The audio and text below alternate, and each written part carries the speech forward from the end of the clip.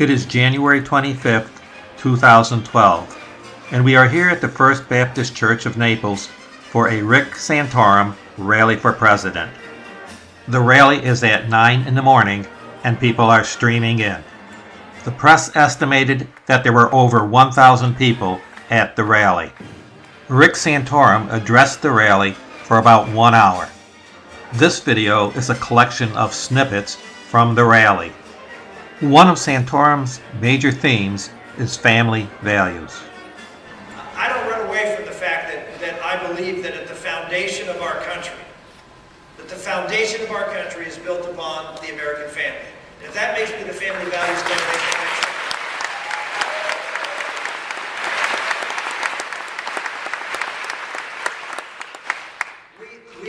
we are a country, and I find this in my own life. You know, when we look to solve problems in America, when a problem comes up in your life, what do you look for first? Well, you try to solve it yourself. Right? If you got a problem, you deal with it. That's part of life. Every single day there's things come up. And sometimes you need some help. And so you go and you look not just maybe at your immediate family, but your extended family. When things get tough, you go to people who know you, who love you, who support you. And the stronger that network and that family is, the more support you have. When things come up in the family and you have a difficult time and you have maybe a couple of kids and one has to do one thing and one has to do another, isn't it nice if you have a mom and a dad that can divide those duties?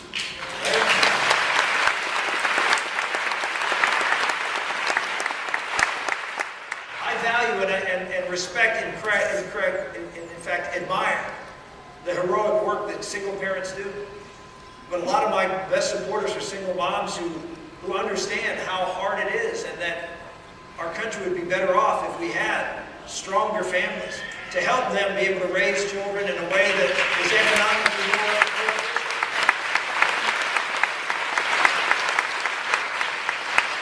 If you look at the state of the family in America today, it is not a healthy state. People say, well, the economy's bad because of X, Y, and Z. Well, if you look at the size of government and the health of our economy, it is a huge factor in that, ladies and gentlemen, is the state of the American family.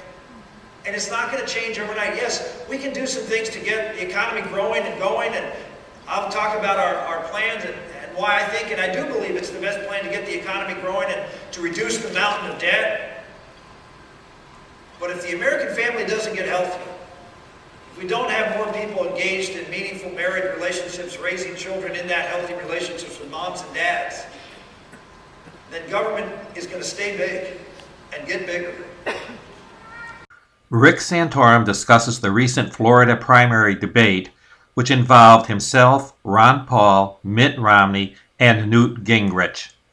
But what you saw is what's hopefully becoming evident, which is the weakness in the candidates that are in this race when it comes to matching up against Barack Obama.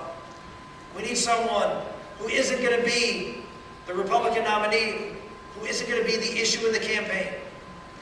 We need someone who's going to make Barack Obama the issue in this campaign. If you join me in doing your part, go out today, go vote, early voting. If you haven't voted, go out and vote. Go get your friends and neighbors. Get on those Facebook pages. This race is just started. It's a three-man race. We're going to be in this race for the long term. We're going to be in this race. We're going to fight. We're going to stand up for the values and principles that made this country great. We're going to stand on our record. We're going to stand on our personal and professional record. And we are going to make Barack Obama the issue. And when we do, we're going to win this election in the fall.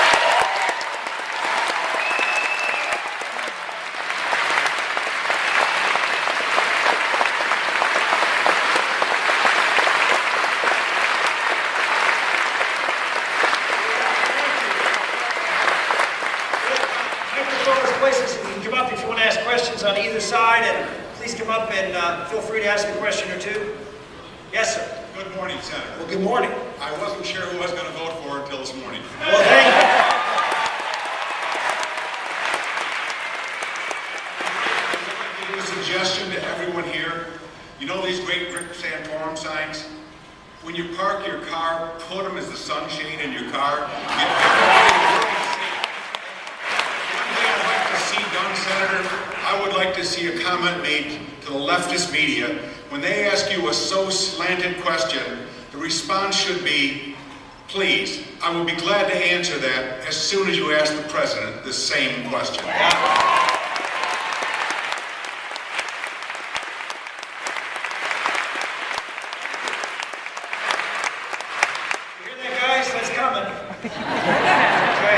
Senator Santorum, it was a pleasure hearing you speak. If you get elected president, I have no doubt what you'll be fighting for.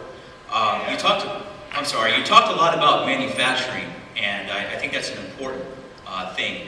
However, I mean, when you put a 0% tax rate, I think it buys us some time because China really does not play by the rules when it comes to trade. And it allows our manufacturers, the steel makers in Pennsylvania, to compete and to sell our steel that's made here by American workers. But there's another aspect to that. As you mentioned Apple as well, I'm a shareholder, I own it, my clients own it, a great well-run company. Well, Apple makes all the 37 million iPhones that they sold in the last 3 months and the 15 million iPads that they sold. A lot of it's made not in America. All of us. Well, yeah, pretty much all of it. They still employ 30,000 Americans. But I think going forward, if we want manufacturing jobs to be brought back to America, there's got to be a step up. That in the past, you have blue-collar workers, and they've got a high school education, they're working very hard. If you have that work ethic, but you combine that with the knowledge of running a multinational company, I think not enough Americans today are being prepared to work in those types of environments, where you're working, you're manufacturing, but you also have the knowledge and the expertise to create efficiencies, so it makes financial sense for companies to bring factories back to the United States so that we can produce more of the things we buy here in America. So what are your, I guess what I'm trying to get at is, what are your plans to encourage universities and people in general, not only to get into manufacturing, but to take that next step up and combine that with a solid education and understanding on how global economies work and how multinational companies work? That's a great question, and you know, one of the things that we realize that when it comes to manufacturing jobs, yes, you employ a lot of blue-collar workers, people who will be out there on the line manufacturing, but you're also going to employ a lot of process engineers, people who are working to make those facilities operate efficiently, as well as that's already being done, which is the design engineers and the other folks. So you need a level of expertise. So you're not just employing blue-collar workers, and this is a big issue. One of the things that Apple talked about was the shortage of folks who are getting those kinds of hard science degrees to be able to come in and be able to do these white-collar jobs. And so, you know, we've seen a lot of emphasis on math and science, and I strongly agree with that. That we need to orient more folks into the harder sciences. But one of the things that we need to do is create an atmosphere in this country where people know that getting into those areas is going to be an area where you're going to achieve and have a lot of success. And in fact, encourage through a whole variety of things. I mean, businesses do this, which is, have scholarships available for people within their own companies. We'll be able to go out and work. To me, the bigger issue here is, yes, math and science is important. Having trained to be able to do the manufacturing jobs, which are higher skill and therefore, as a result, higher paying. The biggest thing we can do, I really believe, in preparing these workers, preparing workers to take on this responsibility, is to have an education system that provides a well-rounded education for everybody in America. Santorum continued to answer questions from the audience. He then made closing remarks as to why he is the best candidate of the lot. If you really want this election to be a referendum, to answer the young lady's question before, if you want it to be a referendum where we have a mandate that not only will win us the presidency, but will win the House and a big majority in the United States Senate, then we have to have someone who will be a clear contrast to Barack Obama. Someone on health care, which is the #1 issue out there because it is all about jobs, it's all about the size and scale of government, it's all about taking freedom away, it's all about increasing the deficit. Obamacare is the signature piece of this administration, and it's the signature piece of what's wrong with his policies. right?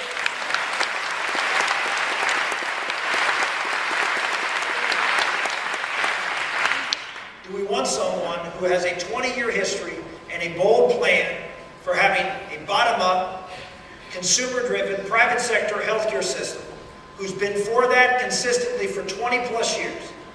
Or do we want somebody who put in a government-mandated healthcare system in Massachusetts and defends it to this day, that was the model for Obamacare? Or do we want a nominee who for 20 years supported an individual mandate from the federal government to force every one of you to buy insurance?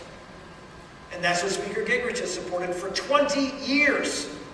He advocated, while others abandoned it. He continued to support what your Attorney General is suing the federal government to stop. How is that possible? Either of these two gentlemen, the best persons to go up and contrast with Barack Obama. What do you think he's going to do to those folks on television and in debates?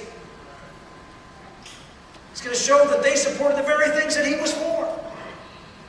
Why would we give that issue away? Why would we give the most important issue in this election about the size, scale of government, the power of government, the ability of government to mandate and force you to do things you don't want to do?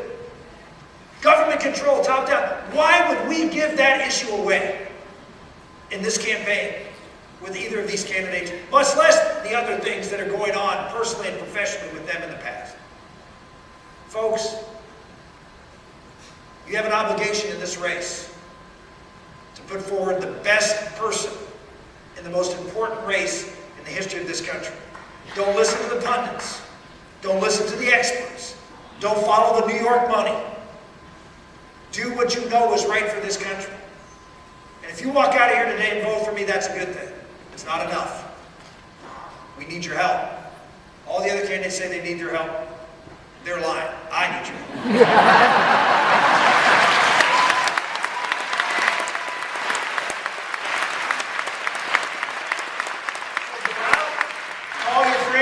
Facebook, Twitter, put the signs in the windshield, put the bumper stickers on the car, put the signs in the yard, talk to your friends at the grocery store, at church.